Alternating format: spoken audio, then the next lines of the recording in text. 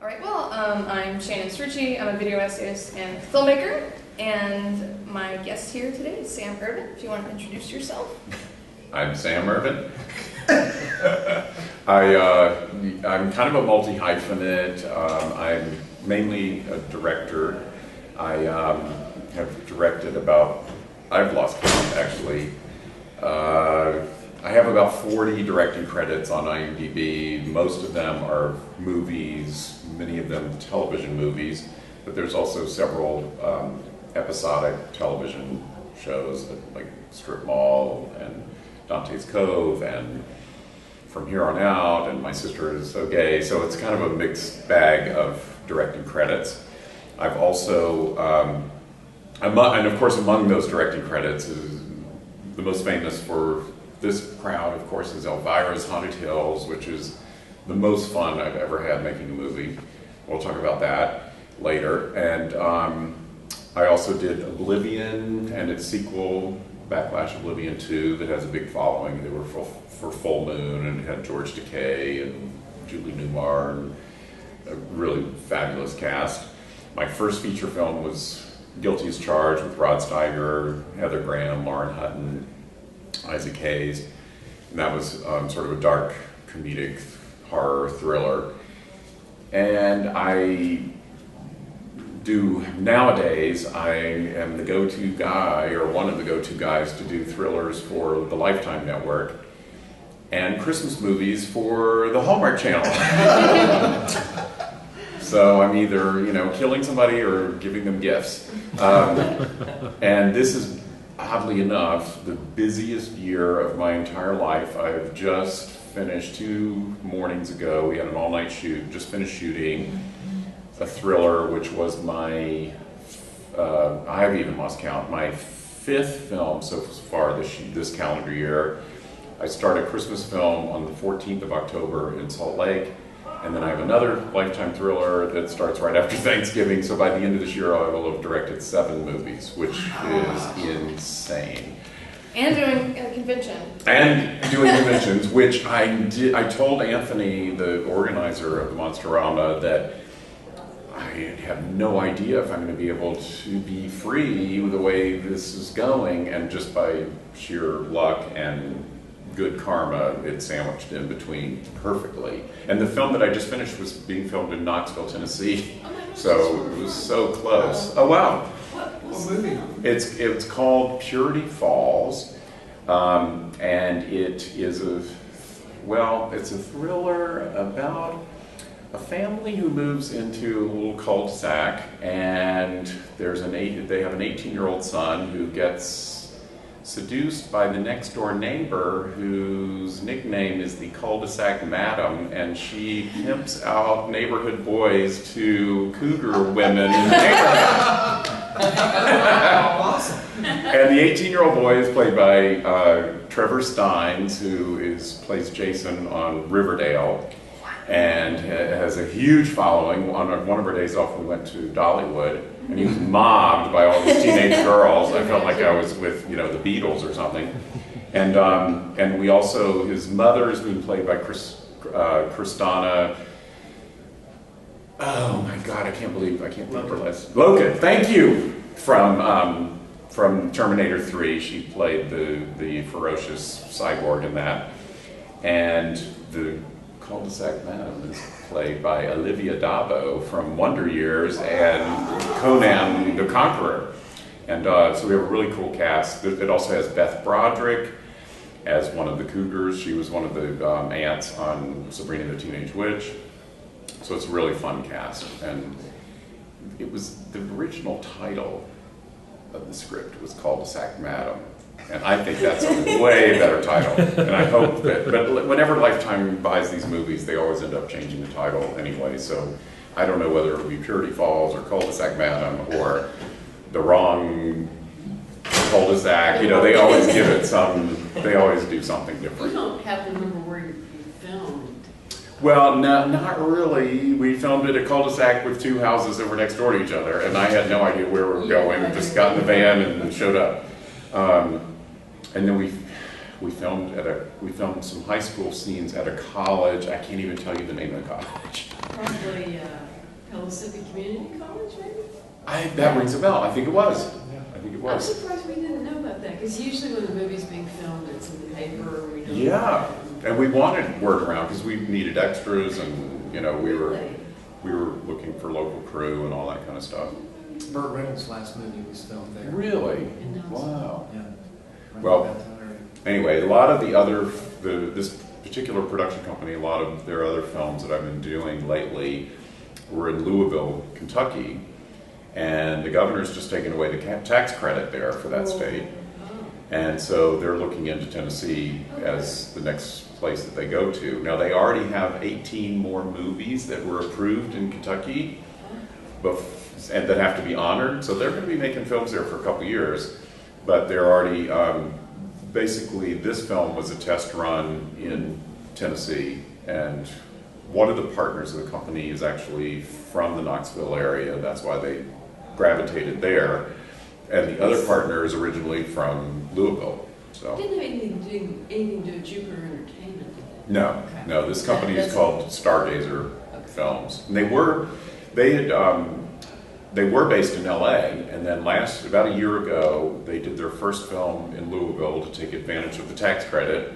Didn't have any idea it was going away, and the producers loved it so much. And one of the producers was originally from there, and he reconnected with friends and everything, and they just decided, this is great, we're packing up. They moved the company, they moved their house, everything to Louisville, and 2 months later, 2 months. the governor takes the tax credit away. So But Tennessee has the tax credit. Tennessee does have the tax credit, and Knoxville has 5% more than if you shoot in Nashville. So there's even a bigger incentive there. We'll come back to Knoxville. I think we probably will. We probably will. So it was great fun there. I guess you live out in LA. I do. I live in LA. However, I was born and raised in Asheville, North Carolina, which is only 80 miles or something from Knoxville. So It's a great town. it was, like home to me. And I kept seeing these signs on the freeway. We're driving to the set, and the sign says Asheville with an arrow, and I'm, hey, And you what want is to that? But it was fun. And when I was growing up, I used to come to Atlanta a lot because that was a 4-hour drive. It was very close. And I have many relatives here. In fact, if you come to the screening of Elvira's Haunted Hills tomorrow, you're going to see 15 of them. So you better come early to get seats, because I think that room only has about 16 Is it seats. going to be over in the front row? Yeah, it'll be right Oh, across they're there. early. Yeah, get there early. What time? It's going to be mobbed with Irvin family. Is it 1 o'clock? 1 o'clock. Yeah. Yeah, I was going to ask what got you originally interested in horror films. That was interesting when I read your. Well, I I was really lucky because my family was in the movie theater business, and so I'm ancient. So when I grew up, there was no video or anything like that. So you had to see movies in movie theaters or on one of the 3 networks if they ran them, and so I, from the youngest age, was just going all the time to my dad's theater. I have 2 older sisters. When they would babysit me, the way to babysit me would be to take me to the movie theater and we'd watch movies. And so I just was indoctrinated from the earliest possible age. And I also had great parents in that they didn't care what we saw. And so I was dragged into horror movies when I was, 4 years old. I was seeing, I was born in 1956. So literally by the time I was 4, I was seeing things like House of Usher and Pit and the Pendulum and Black Sabbath and all these films and Hammer films and stuff. And it was, I just absolutely ate it up. So I was indoctrinated really early with that stuff. And then when I was 8 years old in 1964, our family took a cross-country trip to California. And because my dad had, connections in the movie business, we got a VIP tour at Warner Brothers. We got to go visit the set of 2 on a Guillotine. It was a horror movie that starred Cesar Romero and Dean Jones and Connie Stevens. And it was directed by William Conrad, the big heavy-set actor who did, what was that? Cannon, thank you. And when we're watching it, I even have a picture of me on the set. They were doing an amusement park ride, but it was just, you know, a little set of the compartment with the rear screen projection and everything, and that just blew me away as an 8-year-old kid to see the whole rear screen projection idea.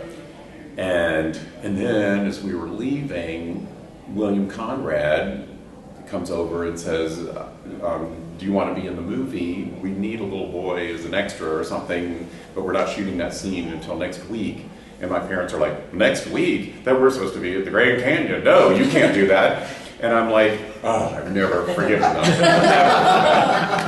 So, yeah, my chance for stardom was completely deflated immediately.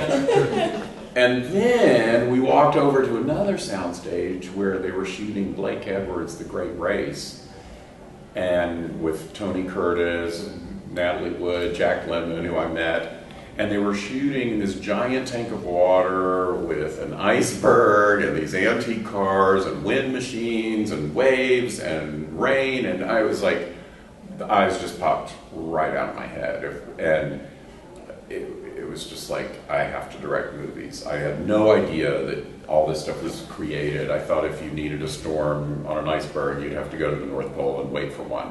And it was just the sort of a epiphany moment of my life.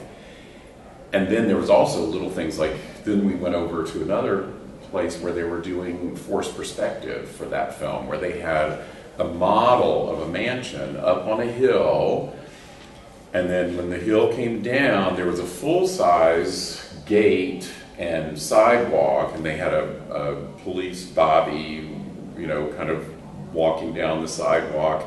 And as a kid, I'm just looking at that going, that's a model. That's not going to look right on film. And then I see the movie, and it looks right. And you really believed it. And they, like, one of the wings of the house blew up or whatever. It was some, I forget what the scene, there's some experiment goes wrong.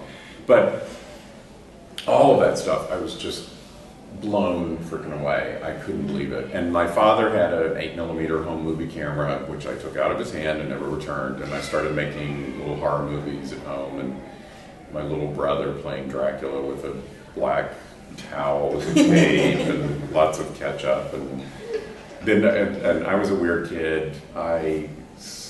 One of our family friends had a used car dealership, and they were selling an old hearse.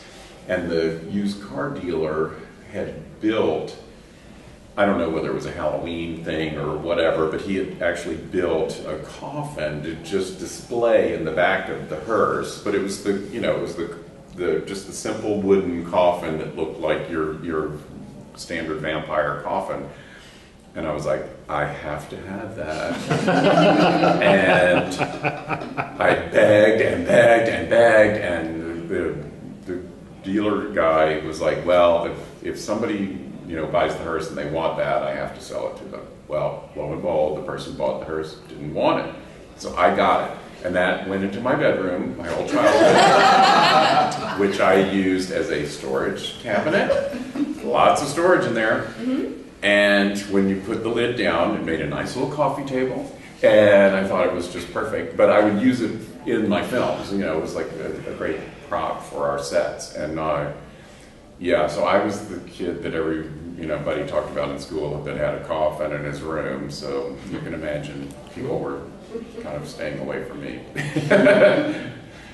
Anyway, that was kind of how the whole thing got started. And then when I was a teenager, I did a fanzine on horror movies called Bizarre, and it was just about my love of horror movies. It was reviewing all the horror movies that had come out in the past year, and because my dad was in the theater business, I could get press books and photographs and all this stuff to be able to put in there. And then as a high school graduation, well, first of all, before then, the first couple of issues, you know, I'm just stuck in Nashville, North Carolina. So I started writing to people, Vincent Price, Christopher Lee, Peter Cushing, Ingrid Pitt, everybody that I loved. And they all wrote back. And I started sending them questionnaires, and so I was able to print in the second issue of Bizarre. I had interviews, even though they were by mail, with Christopher Lee, Peter Cushing, Ingrid Pitt, and it was like, what? And so it was great. And then I had gotten to meet Vincent Price because he had gone on a lecture tour and come through the South, and I think maybe even Atlanta I drove down to, and I think he appeared in Columbia, South Carolina, where I ended up going to school and different places. And I'd gone to see him like a super fan 3 or 4 times and met him, and he started to recognize me. He was like, oh God, am I going to have to call the police? And so then the most incredible thing, I somehow bamboozled my parents and as a high school graduation to send me to London. So I was 17, it was 1974, and I wanted to go over there to interview people for Bizarre number 3. It was an annual issue that I kind of worked on during the summer when I was out of school. And so now I knew Christopher Lee, Peter Cushing, all these people, so I started writing to them, I'm coming.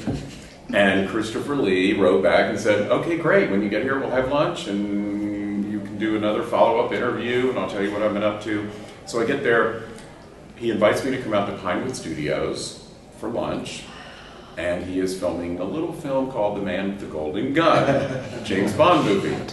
And after lunch he says, would you like a tour of the James Bond sets? And I'm like, yeah. So we go and he shows me all the sets and the whole Scaramanga lair that he had. That was the name of his villainous character. He was the Man with the Golden Gun. And everyone's still at lunch. We're just the two of us, just me giving this little private tour of the sets. And we walk through this little corridor, and there's the glass cases all lining the walls where the character Scaramanga had his butterfly collection. It was never even really featured in the movie particularly, but apparently it was some sort of, character quirk that was probably in an early draft of the script, or maybe even in the Ian Fleming book. I have no idea. But the art department had gone to great trouble to have all these hundreds of butterflies that were pinned up in these things. And so I said to Christopher Lee, I said, are these butterflies real? And he goes, Sam, this is a James Bond movie, not a Hammer film. And his nostrils flared as though he had, that Hammer was just like poop on the bottom of his shoe or something.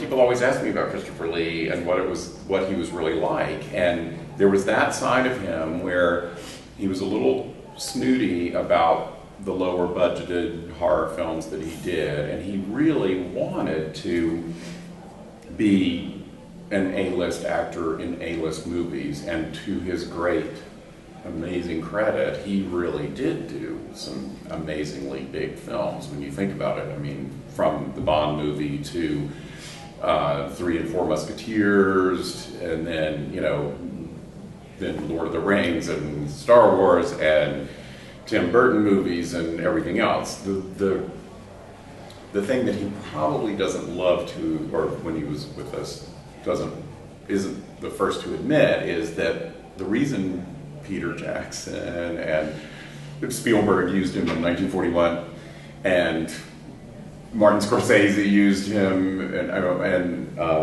what was the Scorsese film that he did? It was kind of the children's film. And Christopher Lee played Bant. And yes, Hugo. He was in that as the bookseller. And George Lucas. And the reason all these amazing filmmakers are using him is because they grew up with him on Hammer films, and that's why they love him so much. But at any rate, he was very happy to be doing a James Bond movie in an A-list picture, and so that day he was kind of downplaying the Hammer stuff, and then once people started coming back from lunch, he introduced me to Roger Moore and Britt Eklund and Maud Adams and the director guy Hamilton. And at the end of and then I watched him shoot scenes in the lair. There's a big dining room scene, and there was a backdrop of the ocean, and it was the water was glistening. And I'm like, is that rear screen projection? He said, no, come with me. And we go behind the window, and they have these little invisible fishing line wires, like a whole grid of them going across, and people had taken little pieces of tin foil and squeezed them onto the fishing line, and they would just, like a heart on the edge of it, out of frame, they would just run their fingers down the fishing line, and it would just make these ripply kind of things that looked like the water was glistening out in the distance. It was incredible. I couldn't believe the technique. At the end of the day, I got to meet the other Christopher Lee. He said, do you want to, the studio provides the actors with a chauffeured Rolls-Royce limo to drive them back into the city, wherever they were living, or hotels or whatever. And he said, would you like a ride back into London? Because Pinewood's way out in the outskirts. And I said, that would be great. And so he points and he says, I just have to get something, I'll be right there, go get in that limo over there. So I climb into the back seat, and there's another occupant already in there, and it's Hervé Villechaize, who played his sidekick in the movie, who was kind of the prototype of Mini-Me in the Austin Powers movies. And Hervé Villechaize, if you don't know, was, Deplane from Fantasy Island. And had a reputation as a rip-roaring drunk, and he was about 47 sheets to the wind already. And so, all right, in the back seat of this limo, you had fold-down seats that faced the back. So I folded down a seat, and I was facing the back, and here's Hervé Villechaize. And then Christopher Lee gets in, who's, 6'6" or whatever, and Hervé is like, 3 inches. And so that was already a little startling. It's just I'm just like, this 17-year-old kid, just like, what? How did this even happen? And so all the way back into London, Hervé is telling us stories about all of the hookers that he's hired since he's been in London, and all of the raunchy things that they have done together in the most graphic detail imaginable. And Christopher Lee, who's being very serious, starts to giggle and starts to laugh and doubles over and gets completely hysterical to the point where he cannot stop laughing. And of course that gets me laughing because I was terrified to even react. And so I'm laughing, and then he would finally compose himself, and then I would go over the next dirty word that Hervé used, or situation that he was describing, and then we double over laughing again, and we were just in hysterics the whole way back. And the first, I'm sure the driver, dropped us off in order of geographical, whatever. And the first stop was Christopher Lee, and he lived at Cadogan Square. I'll never forget it. And we pulled up to the front of his, I don't know what you call it, those houses that are all in row houses and stuff. So I guess it's like a townhouse or whatever. And there's a gate and stuff, and he gets out of the car, and we're saying our goodbyes and everything, but he's like, can barely talk, he's still laughing so hard. And I just remember looking out the back window of the Rolls as Hervé and I are pulling away, and of course I'm like, oh my God, now I'm alone with Hervé. But I'm looking out the back window, and Christopher Lee is standing at the gate, too afraid to go into his wife Geet, for fear of for fear of her asking what he's laughing about. And he's just standing there going, and that was the last I saw of Christopher Lee. But it was such a, you just don't think of Christopher Lee being hysterically laughing, and it was just an incredibly special moment. And I just had these really charmed things happen to me. I had fallen in love with the film Theater of Blood, and I wanted desperately to interview Diana Rigg. Well, her agents were not playing ball. I can't imagine why. I mean, 17-year-old high school kid who has a mimeograph fanzine, what the hell. So I found out she was starring on the West End in Pygmalion. She was playing Liza Doolittle. And Alec McCowan was playing Henry Higgins. And I was like, wow, I want to see that production anyway. So I'll go see the show. I'll go to the stage door afterwards and hang out and see if I can get her autograph and maybe ask her for an interview and see what happens. So I get to the theater and I sit down in my seat. Managed to get pretty good seats because they were sold out, but I went to the theater and there's always somebody hanging out trying to sell a ticket that they aren't going to use. And so it was a very good seat. It was down maybe, orchestra pretty close to in the middle and maybe 5 or 6 rows back. And I hear this very familiar laugh right behind me. And I just look like, it can't be. And I turn around and it's Vincent Price and his wife, Coral Brown, who he met on the set of Theater of Blood. And I'm like, this is just too crazy. And before I can open my mouth to say something, Vincent says, "Sam, what are you doing here?" And I was stunned that he remembered my name, but that will tell you how much of a groupie, super fan nutcase I had been stalking him, and how many billions of letters I'd sent him. And so then I explained that I was there to try to interview Diana about Theater of Blood, and he was like, "Whoa, you have to come backstage afterwards with us, and we'll have champagne." And so I go back with he and Coral, and they introduce me to her, and he puts her totally on the spot and says, "This young man, you'll have, he wants to interview you, you'll have to do it." And, so she had no choice. And she said, she asked me to come back on matinee day because she said, I have an afternoon matinee and then an evening performance, and I always hang out in my dressing room in between, and that's when we can talk. So I came back another day and did that. And, so, I mean, I just had this magical kind of things going on back then. And I was able to befriend Ingrid Pitt and visited her many times over there. The trip was such a freaking success that I spent the whole year begging my parents to send me back again, which I did the next summer. And so, and this was crazy. The next summer I went, Vincent Price and Coral Brown were doing a play called Ardell, and they were previewing it in Brighton, which was a train ride down to the coast. So I went down there to see it and saw them, and they were, now we're like pals. So then it was going to open on the West End when I was there, and I thought, well, I want to go to the opening in London too, and I'm going to invite a date. So I had interviewed recently Linda Hayden. I called her up, and she accepted. And Linda Hayden from Dracula, Taste the Blood of Dracula, Blood on Satan's Claw, and she'd recently done a film called Madhouse with Vincent Price and Peter Cushing and stuff.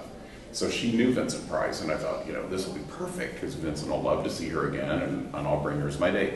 And then I also interviewed Patrick McGee, not to be confused with McNee from the Avengers, but McGee, who was in Mask of the Red Death with Vincent Price.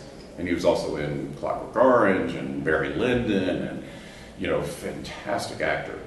And so I decided to invite he and his wife to go. It was a little double date with us, and I decided I would really impress everyone and get a box seat.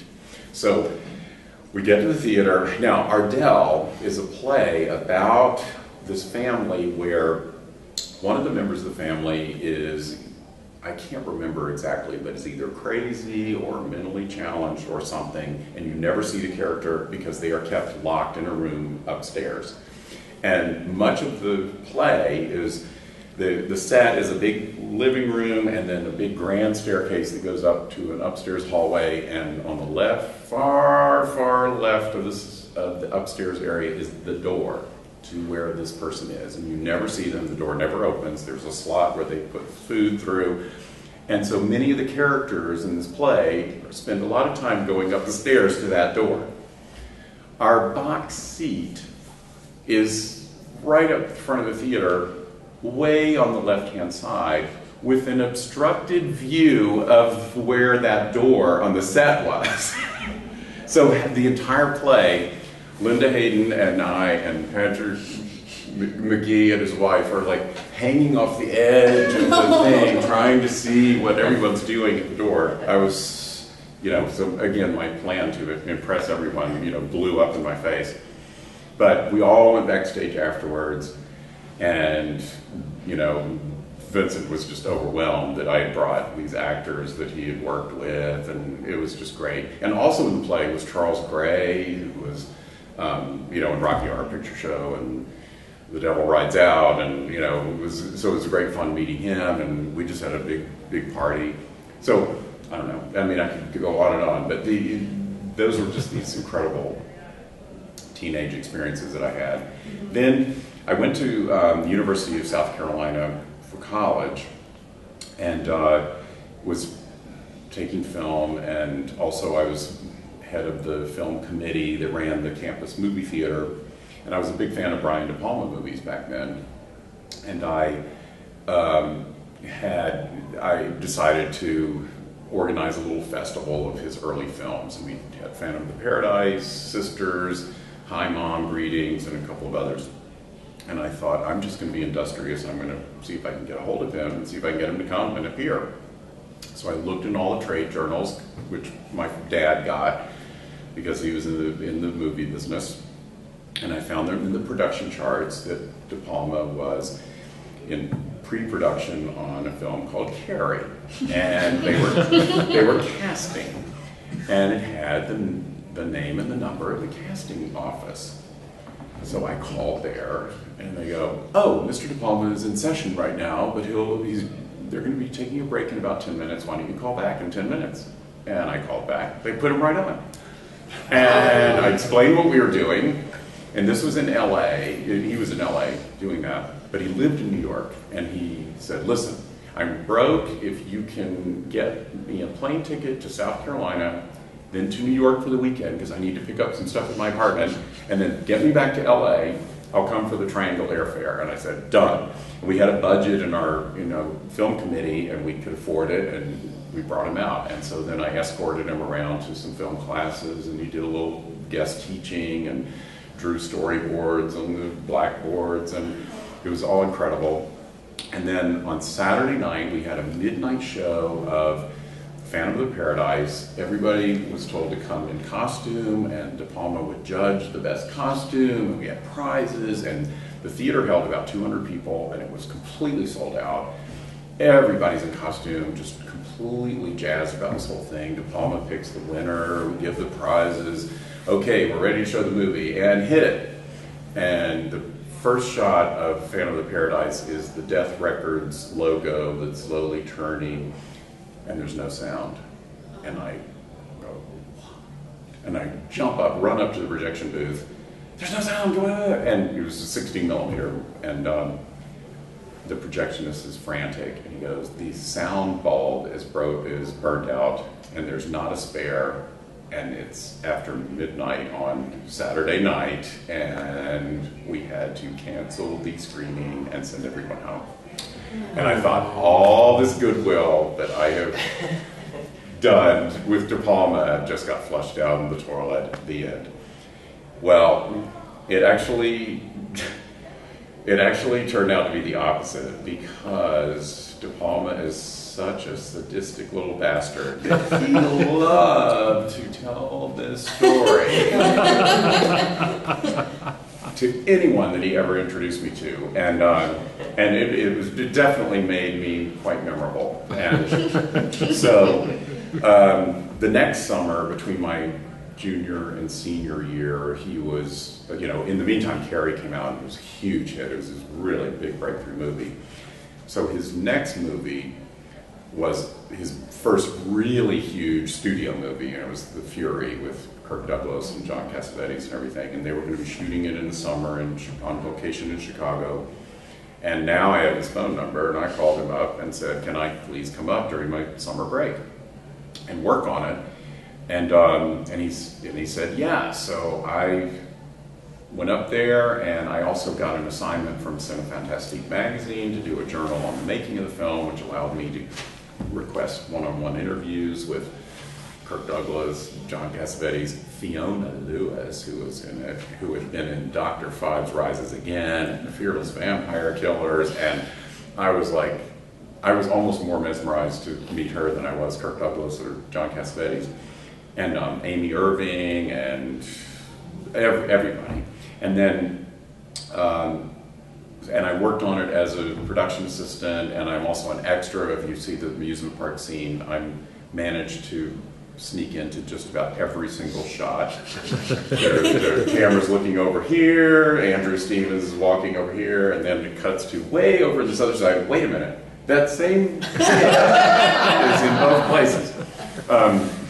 But at any rate, it was incredible fun to go up there and watch them doing all of that and be able to talk to people one-on-one. Then I went back to school for my senior year. I went to New York during Christmas break where they were editing the film and got to interview Paul Hirsch, the editor, who did a little film called Star Wars. And became friendly with him, and then I went back to finish my final semester that spring of '78. And De Palma, at the same time, decided to teach a course on screenwriting at Sarah Lawrence College. And he had a treatment for a film called Home Movies that he had written, and he got the class to write scenes of it, and by the end of the semester they had a completed script. And he decided he wanted to make it into a low-budget independent film that summer of '78, and he was going to use people from his class to work on the film as part of the crew. And he got Kirk Douglas to play one of the main characters in it, and Nancy Allen, who he was seeing at that time, was in it, and Keith Gordon and Vincent Gardenia, great cast. And this time he called me up and said, I know you're graduating, we're going to do this film this summer, do you want to come up and work on it? And I'm like, yes. And so I took my last exam, didn't even wait for graduation ceremony, I just got on the next plane and went up there. And I expected to work on it just like I had done this summer before on The Fury, as just a production assistant and hang out as, be an extra if they needed me. And I get off the plane and go out to Sarah Lawrence College where they're going to shoot it on location. And he says, okay, Sam, you're going to be the associate producer and production manager. And I'm like, what? So totally thrown into the deep end to see if I could swim. And so that's kind of how my first professional thing was really working as an extra and a production assistant on The Fury. But this was the first real serious job. And it was just incredible way to start. And then after that, then he hired me as his personal assistant, and I worked on Dress to Kill and Blowout and a bunch of stuff that he had in development. And it was the greatest learning experience. Learned way more doing that than going to film school, because really and especially at that time, I had kind of self-taught myself with 8mm filmmaking for years and years and years. And by the time I got to film school, I kind of knew most of the stuff that they were teaching. So this was the real deal. And so I always think of De Palma as really my university education of filmmaking. And then I did a short film that I wrote and directed and produced called Double Negative. I shot it in 35. Used Bill Finley in the cast, who had been he was the lead in Phantom of the Paradise, and he was the evil doctor in Sisters, and Wayne Knight, who was Newman on Seinfeld, and the two of them played these sleazy producers named Max and Milt, that I named after Max J. Rosenberg and Milton Sabatsky of Amicus Productions, and they were making a low-budget horror film called Coat Hanger Massacre, and they thought it was turning out so bad that they would make more money if they stole the negative from the lab and collected the insurance. Well, the director gets wind of this plot, and he wants to save his film, so he goes and steals it first from the lab and puts dummy negative so that they're actually not really stealing the film, they're stealing dummy negative. So anyway, it was a fun little 20-minute comedy. It also had Justin Henry from Kramer versus Kramer, who played the director in some flashback scenes as a prodigy director as a kid. And the director of it was played by Bill Randolph, who had played the cab driver. He had a small part as a cab driver in Dress to Kill, who jams his door into the Michael Caine in drag when he walks by the car trying to get at Nancy Allen. But and I edited it at De Palma's editing room between projects, and he was very helpful. And actually, when The Fury came out on DVD, rather Blu-ray recently in Europe, they did a 1-hour interview with me for the extras, and they also included my short film, Double Negative. So if you have a Universal Blu-ray player, you can see that film, and really nobody's seen it in a million years. When at the time it got into Sundance and was selected for that, got some buzz there, and it played theatrically in New York and LA. It played with Martin Scorsese's After Hours and John Borman's Emerald Forest. And it got a really great review in the New York Times by Janet Maslin. And so that was kind of my calling card to get my feature film directing career going with Guilty as Charged. That was my first feature with Rod Steiger. So that was the incredibly long-winded story of how my directing career got off the ground. Awesome. I do want to talk about Elvira, but I also wanted to give the audience a chance for a Q&A Yep. as well. Okay, I do have one question. Diane Rigg is one of my favorite actors. Yes! Was she gracious? Was she... She was. However, I apparently made the mistake of asking her about on Her Majesty's Secret Service and what it was like working with George Lazenby. Now, you have to understand, in those days, you didn't have the internet, Yeah. and you didn't have Google or anything like that, and I just hadn't. I found out after the fact that they did not get along, and so she just assumed that I knew all of those stories that she had regaled to in various interviews, but I didn't know a thing about it. And so I just very innocently asked her, oh, what was it like working with George Lazenby on Her Majesty's Secret Service? And she goes, you know very well what it was like, and I'm not answering that question. So there was a very tense moment with that one. But other than that, she was very gracious. And when she talked about Theater of Blood, she talked about it in the most loving terms imaginable. She just thought working with Vincent and that entire cast of fantastic British character actors and was just an opportunity of a lifetime, and she absolutely loved it. Now, in the movie, she plays Vincent Price's daughter, but for part of it, she's in drag as a man, and you don't even, for a while, you're not supposed to know that it's his daughter. You think it's like some sidekick, some male sidekick. And she said she took her job very seriously to dress in drag, and they, gave her the wardrobe and everything, and she got dressed, and she said, but there was something missing. And she said, when I looked down at my crotch, I was like, this is not working. And so she went and she got like several pairs of socks and stuffed it down to give herself a rather endowed look. And she was so proud of, being, taking the part to heart. But she was really, really charming, except for that one George Lazenby moment. Do y'all have any questions? What was your involvement with Gods and Monsters? You didn't direct it. I did not direct that. I was, this is how it all came down. I read the book that it was based on. It was called Father of Frankenstein by Christopher Bram. And for anybody who doesn't know, it's about James Whale, who was the director of Frankenstein, Bride of Frankenstein, Invisible Man, Old Dark House, who was openly gay filmmaker. And The Bride of Frankenstein is my favorite film of all time, and he's one of my absolute favorite directors. I'm gay, and I didn't know the gay aspects of it when I was growing up, but it all made sense to me in my adult life when I studied and learned more about him, that I was really connecting with his work on an even more, on a deeper level than just a regular horror film. And we can talk about that too, you know, the whole outsider thing that people talk about, of how LGBT people identify with the Frankenstein monster because of us all being outsiders and misunderstood and all that kind of stuff. Anyway, long story short, I worshipped Whale, and so when I read Father of Frankenstein, it was just it is a book that really moved me, and I just loved it. And I got in touch with the author, and I said, I have no money to option it.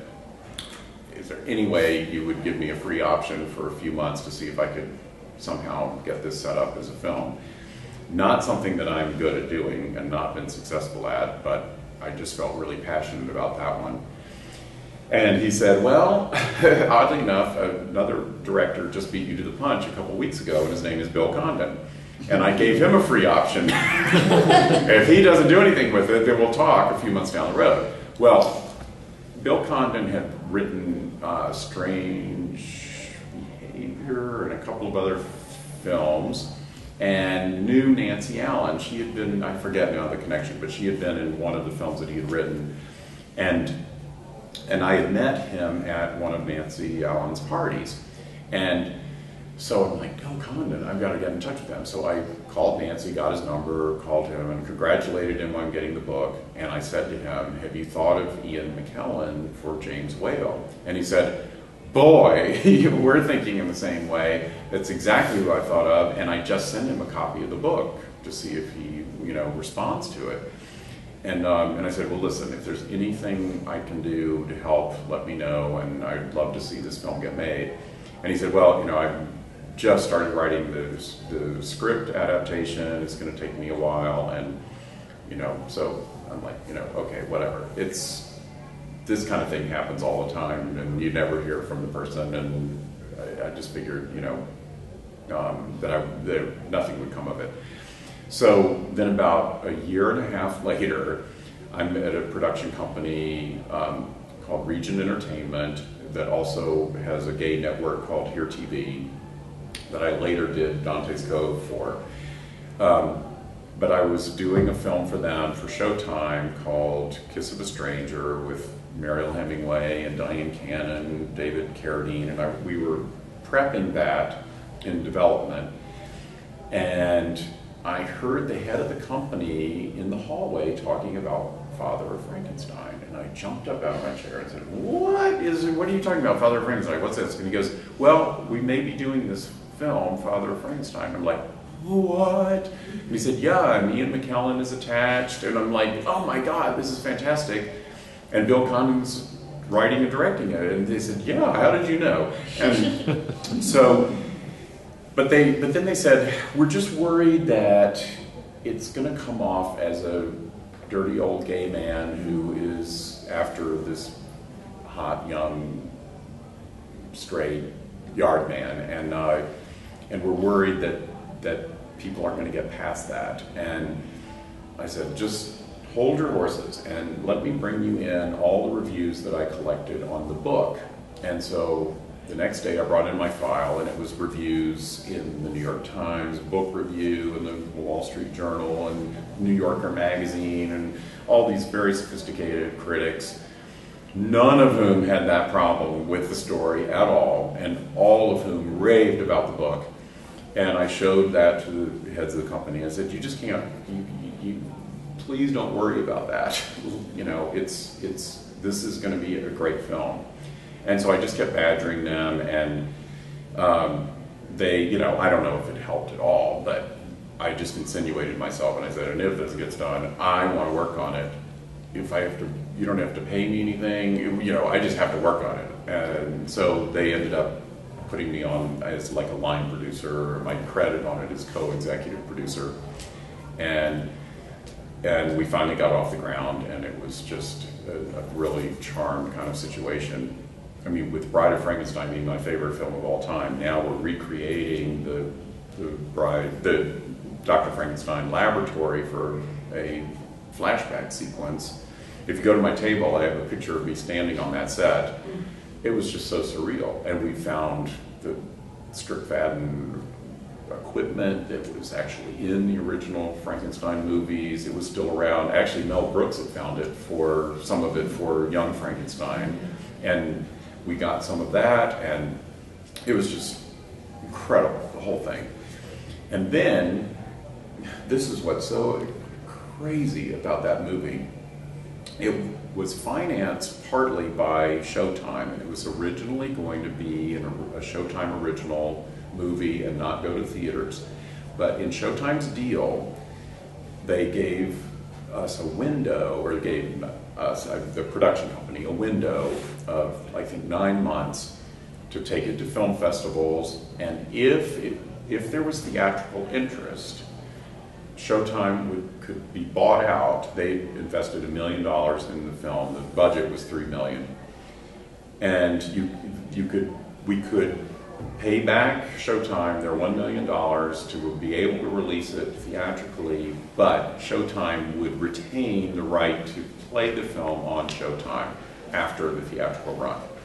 So it went to Sundance, got a terrible time slot at like midnight or something, and not many buyers showed up, and it was, you know, nothing really happened. And then it went to a couple of other festivals, and it didn't get much buzz at all. And Lionsgate was kind of sniffing around. They didn't want to pay anything for it, and they waited until the last day of that 9-month window, which was a great negotiating strategy on their part. And they said, okay, you know, tomorrow, if you don't have a buyer, then it'll be a Showtime original movie. We'll release it theatrically, but we'll pay you, you know, next to nothing. And we're like, well, that makes no sense. We've got to pay Showtime $1 million. And they're like, well, that's your problem, isn't it? If you want it released theatrically, you're going to have, you know, we're only going to pay you. I don't remember even what they offered, but it was nowhere near $1 million. And Bill Condon and all of us just begged the people at Reach Entertainment, please, please, please, please, please, somehow come up with money to pay off Showtime, and they did. They got another partner to come in at the last second and gave them credits, and so it was executive producer credits. They had nothing to do with making it, but they would save the day to get it theatrically released. And they paid off Showtime, gave it to Lionsgate for next to nothing. Okay, then that fall, Lionsgate was getting ready to release the film. They had earlier that year released another movie, and I cannot remember the name of it to save my life, but it was with John Hurt and not Jason Priestley, but the other guy from Beverly Hills 90210. Ian Ziering? What is it? Ian Ziering? No. Dylan? No. Who was? Sorry. Luke Perry? Yeah, it wasn't Luke Perry. It was the other guy. What did I just say? Maybe it's Jason Priestley. Maybe it is Jason Priestley. It was. Sorry, I got them mixed up. It was John Hurt and Jason Priestley. John Hurt played an older gay man. Jason Priestley played a younger straight man, and they developed this kind of cerebral relationship. And it had tanked, done nothing. It was actually a very good film. And Lionsgate is now stuck with another film that sort of falls into exactly that same niche, and they weren't going to spend a dime to promote it. Because they just thought, you know, we're just going to open it in a couple theaters, and then we're going to put it on video, and, you know, that's going to be it. So it opened in New York and LA. The ads were this big in the newspaper, no TV ads, nothing. It was just going to be, you know, it was just going to be nothing. And we were just we were all just dying because all this, effort, all this money that's been paid back, all this terrible deal with Lionsgate. They have no vested interest because they don't have any money to earn back. And we're just suicidal. The week it opened was the first week of award season. It was when the National Board of Review announced their awards, and at that time they were always the first one out of the gate. And they gave Gods and Monsters Best Picture, Best Actor, Ian McKellen, Best Supporting Actress, Lynn Redgrave, Best Director, Bill Condon, Best Screenplay, Bill Condon. And from that moment on, it was like an atomic bomb had gone off. And Lionsgate got wise that they actually had something, got embarrassed into actually spending money to promote it, got, expanding it into lots more theaters, and then having to mount a very expensive Oscar campaign and everything. And it ended up getting Oscar nominations and Golden Globe nominations. It won the Golden Globe for Lynn Redgrave for Supporting Actress. It won Best Screenplay Oscar for Bill Condon. And it just, then everybody thought, oh, this, just this overnight sensation. Well, it was not overnight. And the other amazing thing is that Bill Condon was represented by CAA. And I forgot to tell you this, right after Sundance, when it didn't get much buzz, they dropped him as a client. And they said, the movie's too gay, we don't know what to do with you, and we're not interested in you anymore. And then he goes on and wins an Oscar for it. I mean, I'd love to see what he said to the agent the next time he ran into him at a cocktail party. But it was just, I say it was a charmed project, but it just, like at every turn, we had to, kind of somehow climb our way Was and it a eke true by. story? It was kind of inspired by a true story. He did drown in a swimming pool at the end of his life, and there was a suicide note, and it was considered suicide. The character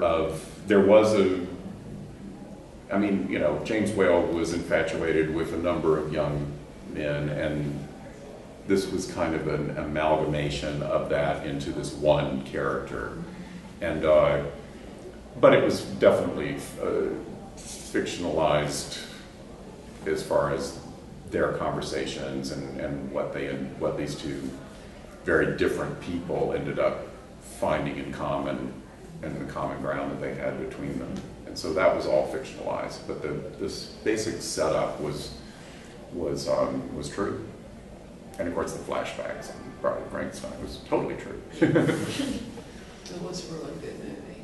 Yeah, I'm so proud to be associated with it. And David Skal, who you might know as a scholar in this whole world, he wrote the Bram Stoker biography, the one that's about that thick. And he and I co-directed a behind-the-scenes making of Gods and Monsters, and we were shooting interviews and stuff while we were making the film. And because of the whole James Whale connection, we interviewed people that had known James Whale, including Gloria Stewart, who was still alive then, and she had starred in The Invisible Man and Old Dark House, and was, of course, the older woman in Titanic. And she told us some great stories about Whale. And then we also interviewed Curtis Harrington, who was very close with Whale and was a very good friend of his. That Curtis Harrington was a director as well. He did What's the Matter with Helen, and Who's Lou Auntie Roo, and Games, I think the name of it was, with Stella Stevenson. But he had known Whale, way back in his later days in the 50s. And I think they were, I think there was a little something going on between them too, if you ask me. But Curtis was a little cagey about talking about that aspect of their relationship. But he was great to talk to. And Curtis knew the owners of the house that James Whale, the last house that he owned, and that had the swimming pool where he died. And they did not want to have a film shot there, but we wanted to go and tour it, and the production designer wanted to tour it, and we wanted the house that we ended up using to be as similar to it as possible.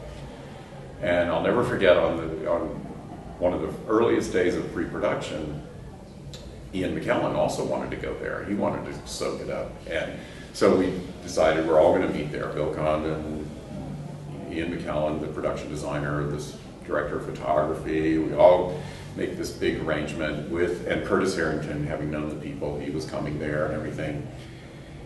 And so we all get there in different cars, and we're waiting for everybody to arrive before we go knock on the door, so that we're all there as a group. And of course, Ian McKellen was running a wee bit late. He was the last one to show up.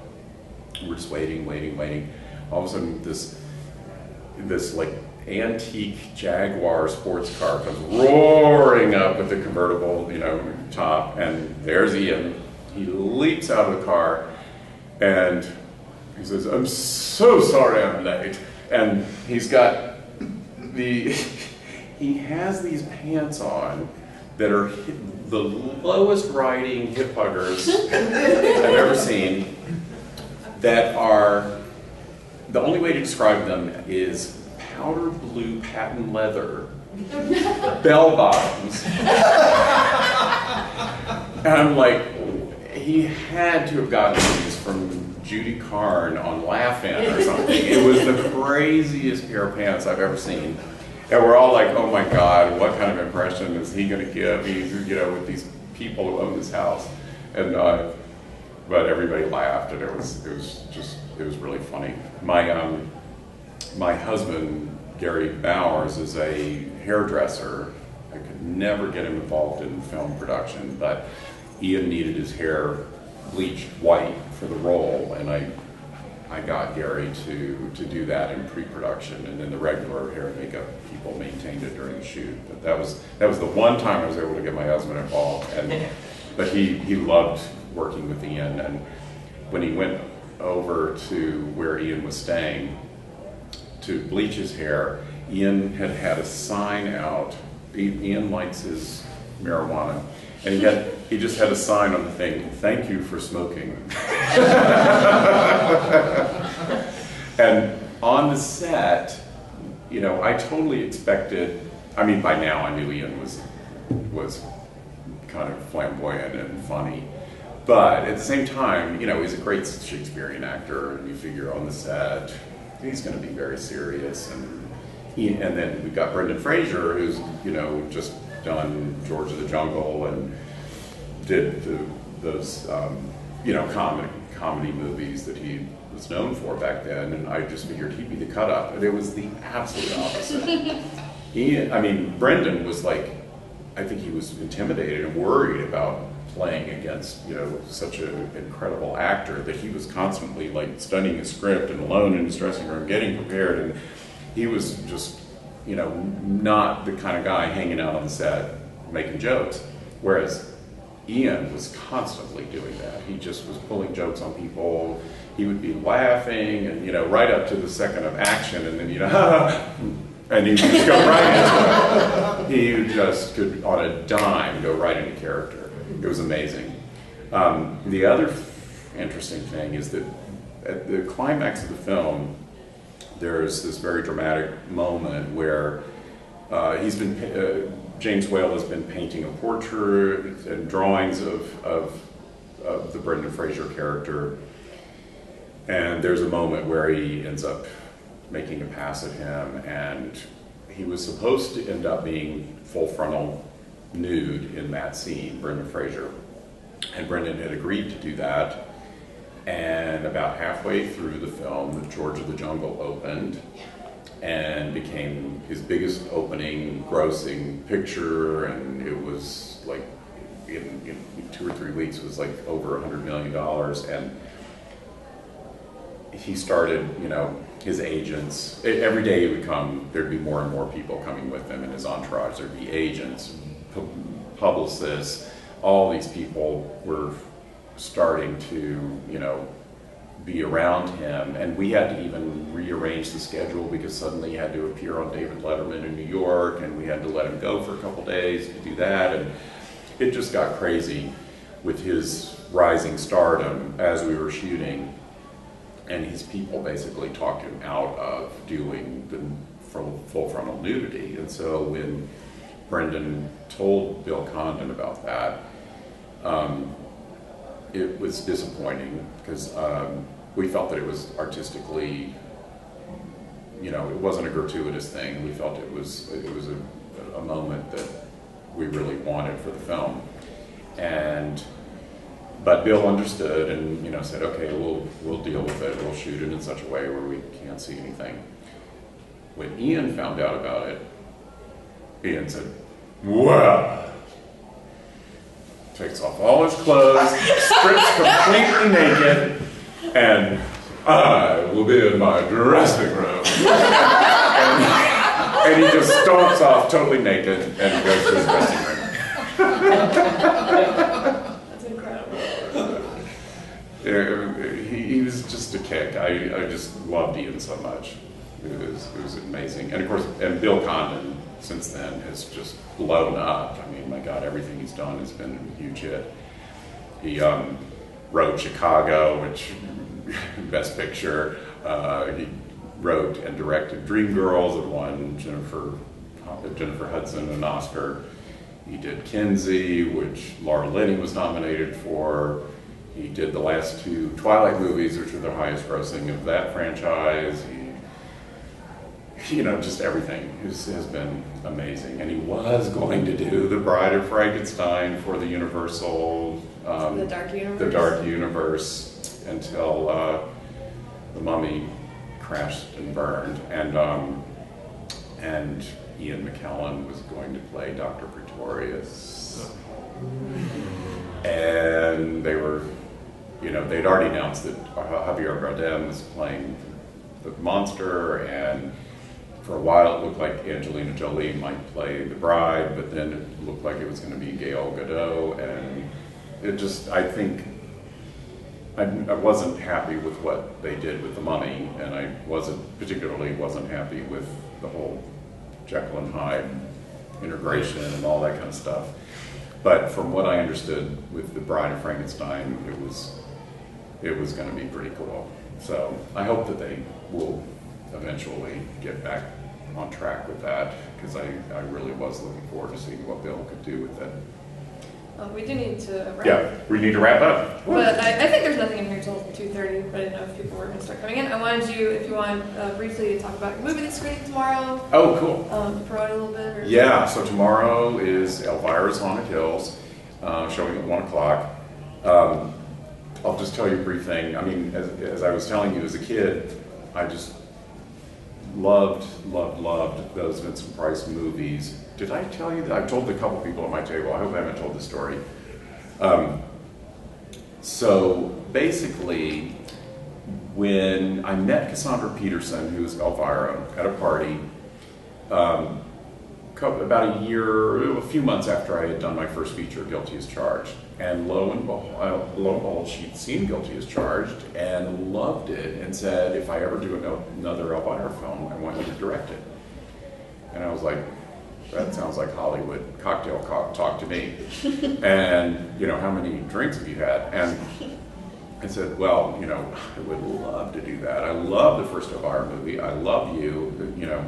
Let's keep in touch. And then I hired her to do a little cameo role in a film I directed for Showtime called Acting on Impulse. It was about a scream queen whose producer's been murdered, and she's trying to prove her innocence, and it starred Linda Fiorentino and Nancy Allen. And there was a scene at a country western bar, and Cassandra played a bouncer, sort of, the person at the door checking their IDs, but also a bouncer. And she borrowed a blonde wig from Daryl Hannah and looked like Dolly Parton out there, and talked in her regular, Elvira sassy, voice, and carded Nancy Allen and Linda Fiorentino and C. Thomas Howell as they went into the bar. But it was just like a little one-day cameo, and so because of that, we became a little closer friends and saw her socially a little bit here and there. So a few years go by, and she calls me up and she said, we finally are getting another Elvira movie going. And would you like to come over and let's have a chat? I'll be honest with you, we're talking to a couple of other directors, but we definitely want to talk to you. So I go over there and she hands me the script and she goes, now this is a spoof of the Vincent Price Edgar Allan Poe, Roger Moore movies. Are you familiar with it? And I said, climax, Pit and Pendulum, Vincent Price. Do you know where you are, Bartolome? You are about to enter hell. Hell, the netherworld, the infernal region, the abode of the damned, the place of torment, Gehenna, Naraka, the pit, and the pendulum, the razor edge of destiny. Thus the condition of man, bound on an island from which he can never or hope to escape, surrounded by the waiting pit of hell, which must destroy him finally. And she goes, you're hired. And by some crazy coincidence, I had been asked in like 5th grade to do, the class was asked to do acting monologues. And I had recorded Pit and the Pendulum off the television with a reel-to-reel tape recorder holding a microphone, and I remember transcribing that whole monologue by, backwards and forwards on the reel-to-reel, and learning that monologue and doing it, and it stuck with me, obviously, even now to today. And little did I know that it was going to come in very handy in getting me a job. But that film was the most fun I've ever had. We just never stopped laughing. And it also had Richard O'Brien from Rocky Horror Picture Show, and he plays the Vincent Price character in the movie. And if you don't know, Richard O'Brien not only was Riff Raff in Rocky Horror, he wrote Rocky Horror. He wrote the libretto for the play. He wrote the music. He wrote the lyrics. He wrote the screenplay when they did the movie. Absolutely brilliant. Loves Vincent Price. Knew exactly what we were spoofing. And Cassandra Peterson is an enormous Vincent Price fan. The very first horror film that she ever saw as a child was House on Haunted Hill. And so she knows all his films backwards and forwards. And we dedicated the movie Elvira's Haunted Hills to Vincent. And it was just, again, a labor of love letter to those movies. I think of it in the way that Mel Brooks, his Young Frankenstein was a love letter to the Universal Frankensteins. Ours is a love letter to the Corman Price Poe movies, for sure. So we have till 2:25 with this, or I want to make sure. 'Cause I couldn't Yes. tell if we're supposed to. Okay. Well, then I do have time for more. So I wasn't sure Cool. what time we're supposed to wrap. Cool, because I haven't talked enough. Let's do some more. Do we have any other specific questions from anyone? Because we covered all this stuff. I wanted to cover certain things. As an aspiring writer, hyphenated director, producer, you have just your advice? Yeah, just don't ever give up. What I say to actors, directors, writers, anything, it's if it's in your blood, you basically are going to say, I'm in it for life, no matter what happens. I mean, the perfect example I use is that an actress came to me a few years ago and said, oh, I'm going to come to LA for a couple of years and I'm going to give it a stab, and if it doesn't work out, then I'll go back and get a regular job.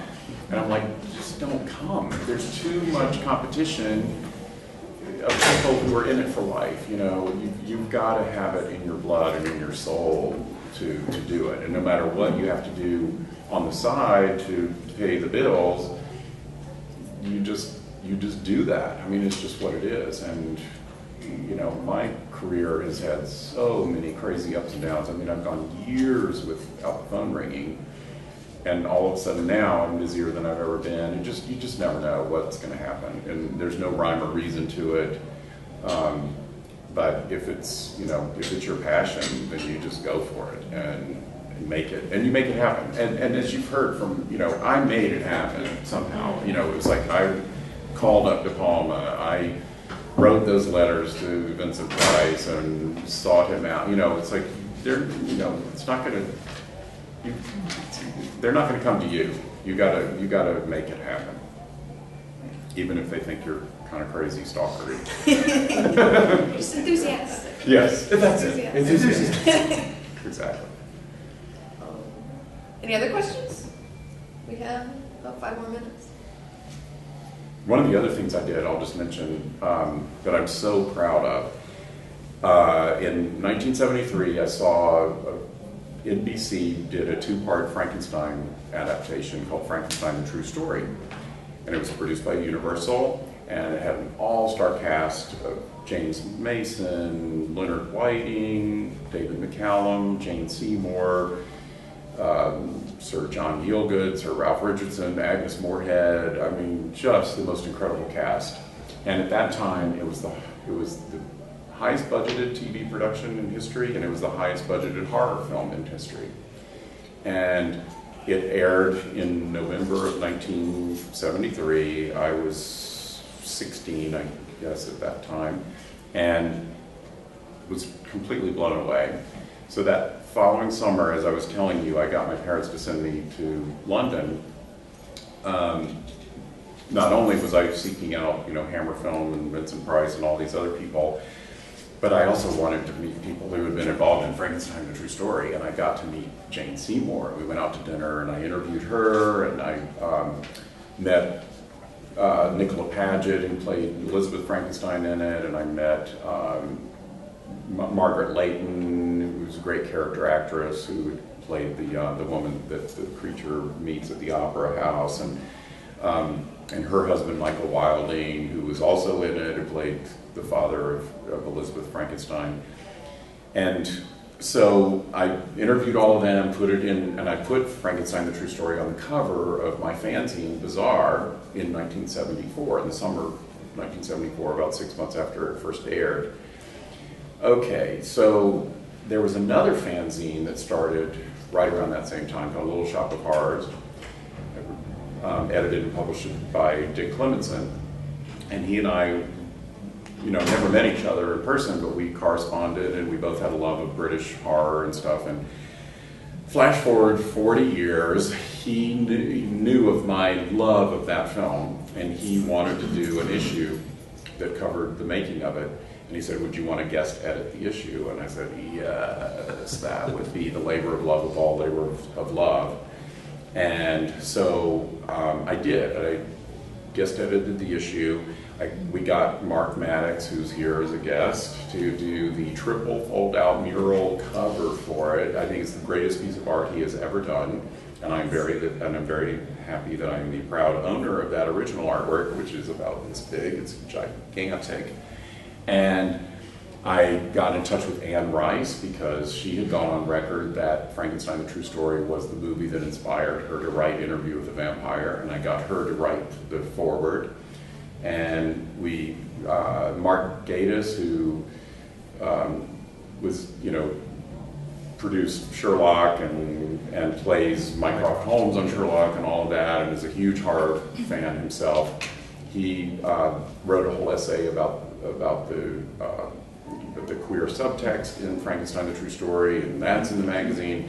And I wrote a huge article on the making of, and interviewed Jane Seymour again 40 years later to the month, and David McCallum and Leonard Whiting, who'd never been interviewed about the movie ever, and Nicola Paget, all these, as many other people as I could get who were still around and alive. I interviewed James Mason's grandson, who is gay, and talked about the James Mason character, and it was actually based on Dr. Praetorius from Bride of Frankenstein, and that character was one of the early gay representations in cinema.